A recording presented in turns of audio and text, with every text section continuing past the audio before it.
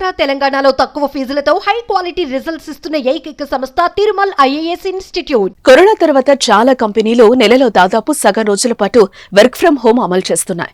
కొన్ని కంపెనీలు నెలలో 1-2 రోజుల ఆఫీస్కి వచ్చినా చాలు, మిగతా రోజులు ఇంటి నుంచి పనిచేసే వెసులుబాటు కల్పించాయి.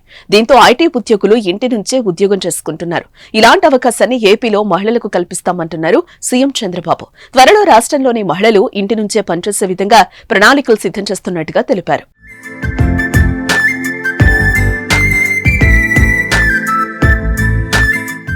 మంగళవారం international day of women's and girls in science సందర్భంగా సైన్స్, టెక్నాలజీ, ఇంజనీరింగ్, మ్యాథ్స్ రంగంలో పనిచేస్తున్న మహిళలు, బాలికలకు చంద్రబాబు నాయుడు శుభాకాంక్షలు చెబుతూ ట్వీట్ చేశారు. అదే ట్వీట్ లో వర్క్ ఫ్రం హోం కోసం సీఎం మాట్లాడారు.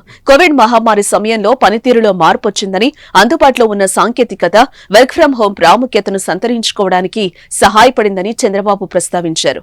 Remote work, co working space, neighbourhood work space వంటి కాన్సెప్ట్లు వ్యాపారాలు, ఉద్యోగులకు సౌకర్యవంతమైన పని వాతావరణాన్ని సృష్టించడమే కాకుండా సమర్థవంతమైన ఫలితాలను కూడా అందిస్తాయని చెప్పారు.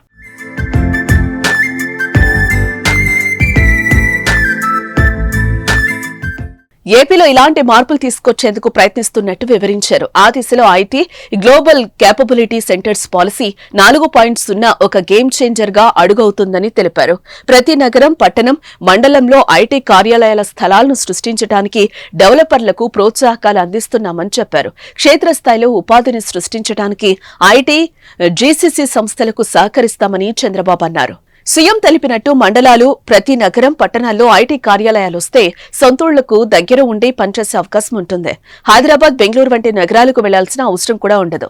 దగ్గరలోనే ఉపాధి లభిస్తుంది. మరి ఇది ఎంతవరకు సాధ్యమవుతుందో చూడాలి.